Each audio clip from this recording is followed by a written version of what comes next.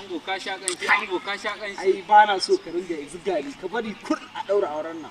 Ango ka sha kanshi. Ka bari a daura auren nan sai ka yi kirarinka, yayinka. Waye na Muhammad da Nura da Ahmad ne. Ka san su in suka tafi wanka haka suke. Su zauna, su zo mu tafi gun daura auren nan suke, amma bari kamata dai gaskiya. Bari ta boye a waya, bari ta boye a waya. Assalamu alaikum. Muna nan kofar gida muna ta jiran ku, ya kamata ku hanzarta ku zo mu tafi gurin daura auren nan. Na dai kamata dai su zo mu tafi. Yawwa muna kofar gidan. Yawwa to muna jiran ku.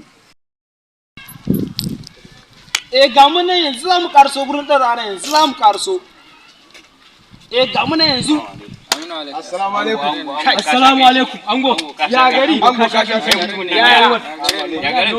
Ya. Kun je kun zauna daga yin cewa za ku je ku yi wanka. Wallahi wanka ne. Ya kamata dai mu je mu. Ya kamata mu je mun gurin daura auren nan.